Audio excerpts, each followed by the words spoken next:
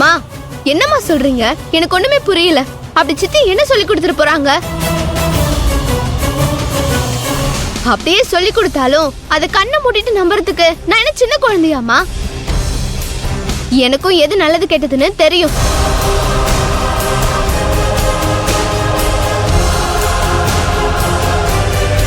மது, நான் எதுக்கு சொல்ல வரேன்னு முதல்ல நீ புரிஞ்சுக்கோ. பூர்ணியோட பேச்ச நீ கேட்காத. நிறுத்துங்கம்மா. ஏதோ இந்த வீட்லயே உங்க ஒரு ஆளுக்கு மட்டும் தான் எவ்வளவு அக்கறை இருக்க மாதிரி பேசுறீங்க. ஏன் சித்திக்கு மேல அக்கறை இருக்காதா? இல்ல இருக்க கூடாதா? ஏய், இந்த வீட்லயே இருந்துகிட்டு இந்த வீடும் இந்த வீட்டுல உள்ளவங்களும் உருப்படவே கூடாதுன்னு நினைக்கிறது உங்க சித்திக்காரி தான். ஒழுங்கா உன் அம்மா சொல்றத கேளு. நீ உன் சித்தி கூட பேசுறது நிறுத்தினாலே எந்த பிரச்சனையும் வராது. நீ அடங்கி ஒழுங்கா இருப்ப. ஏன் பாட்டி நான் பேசக்கூடாது? உங்க எல்லாருக்கும் சித்தியை பிடிக்கலனா எனக்கும் பிடிக்க கூடாதா?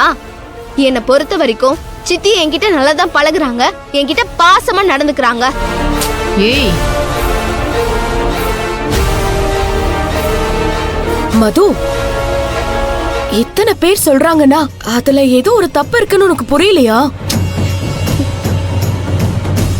இப்ப நீ தானே சொன்ன எது நல்லது கெட்டதுன்னு உனக்கு தெரியும்னு.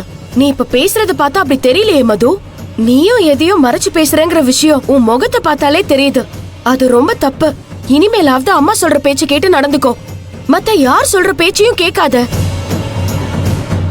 ஏய், நீ எல்லாம் தப்ப பத்தி பேசுறியா? ஃப்ராடு. 10 ரூபாய்க்கு வழி இல்லாத நீ தானே பக்ரைன்ல 2 எண்ணெய் கிணறு சொந்தமா இருக்குன்னு சொல்லி நாடகம் போட்டவ. நீ எல்லாம் நல்லவ மாதிரி பேசுறியா? ஏய், அவங்க கிட்ட எல்லாம் எகிரிட்டு போன அப்படியே கண்ணை திரும்பிடும் பாத்துக்க. சித்தப்பா, எனக்கு ஒண்ணுமே புரிய மாட்டேங்குது. நான் குரூப் ஸ்டடி போக கூடாது, அப்படியே போனாலும் திரும்பி வரப்போ அர்ஜுன் கூடயும் பைக்ல வரக்கூடாது, வீட்ல இருக்க சித்தி கூடயும் பேசக்கூடாது, போனும் யூஸ் பண்ணக்கூடாது. இப்படி எத்தனை கூடாது சித்தப்பா?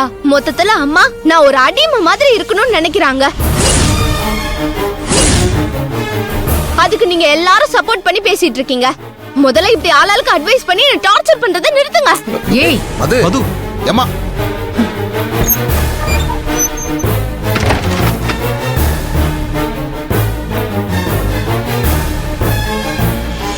இந்த புள்ளைக்கு எப்படி புத்திமதி சொல்லி புரிய வைக்க போறோம்னு தெரியல.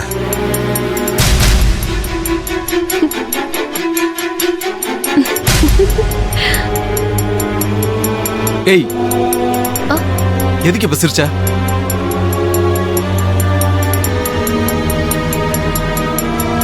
நான் ஒண்ணும் சிரிக்கலையே. சமாளிக்காத. நீ சிரிச்சத நான் பார்த்தேன். என்ன பார்த்ததும் சிரிக்கிறத டக்குன்னு நிறுத்திட்ட. இதுல இருந்தே தெரியுது நீ மதுக்கு ஏதோ தப்பா தான் சொல்லி கொடுத்துட்டு இருக்கன்னு.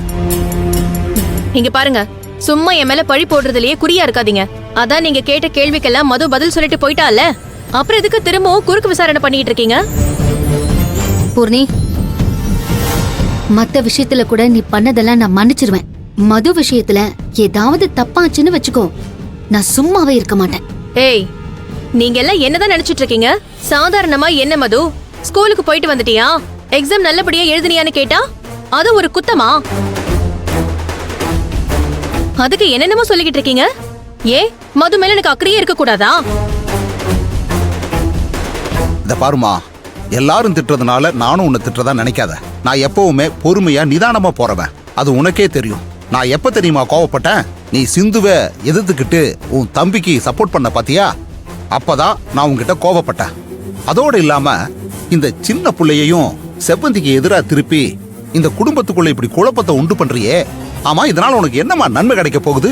இத பாரு, இனிமே இந்த மாதிரி எல்லாம் பண்ணாம நீயும் இந்த குடும்பத்துல எல்லார்கிட்டையும் ஒத்துமையா இருந்து சேர்ந்து நல்ல விதமா வாழ பாருமா. அட நீங்க வேறங்க, இவளா திருந்துவா? இவளா திருந்தவே மாட்டா.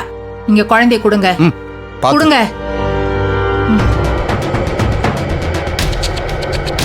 இந்த அப்படி பிடிங்கிறேன்ல, இப்படி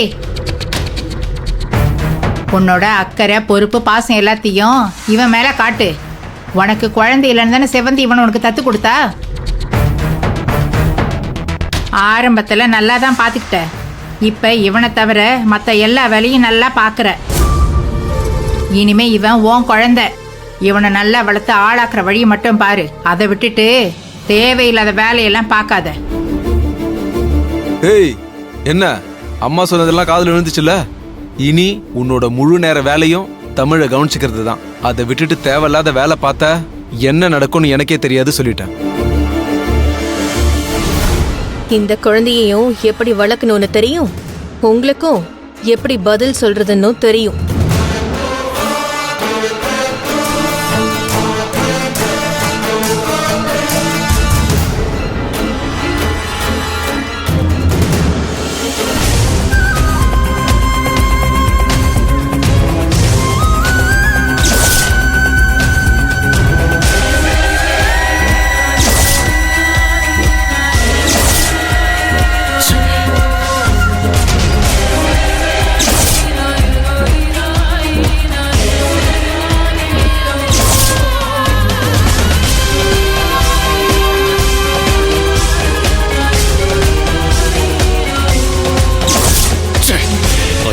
ராஸ்கல்.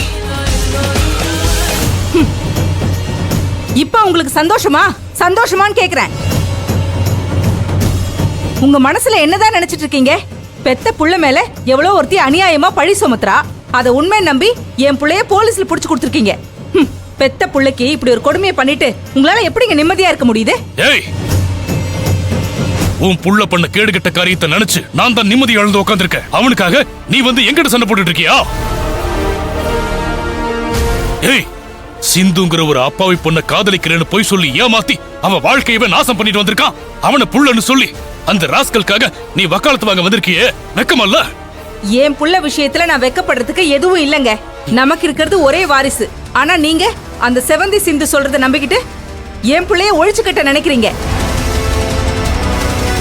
கௌதம் விஷயத்துல நீங்க அவசரப்பட்டு முடிவெடுத்துட்டீங்க. உங்களோட இந்த முடிவால நான் பார்த்து வளர்த்த என் செல்ல புள்ள வீண் பழி சுமந்துகிட்டு போலீஸ் ஸ்டேஷன்ல இருக்கான். ஏய், அவன் பழிய சுமந்துகிட்டு போலீஸ் ஸ்டேஷன்ல போகல. அவன் பண்ண படுபாதக செயலுக்காகத்தான் போலீஸ் ஸ்டேஷன்ல கிடக்குறான். என்னமோ அவன் மேல பழிய சுமத்திட்டாங்கன்னு அப்படியே கோபத்துல கொந்தளிக்கிற. உன் புள்ள சிந்துவ கொலை பண்ற அளவுக்கு போயிருக்கிறத நேத்து கல்யாண மண்டபத்துல வச்சு அந்த வீடியோவை பார்த்தல்ல? உன் புள்ள பண்ண அயோக்கியத்தனத்தை செவ்வந்தியும் சிந்துவும் வீடியோவா ஆதாரமா காட்டினதுக்கு அப்புறமும் உன் புள்ள மேல எந்த தப்பும் இல்லைன்னு பேசிட்டு இருக்க பாரு. உன்னால எந்த கணக்குல சேர்க்கறதுன்னு எனக்கு புரியல.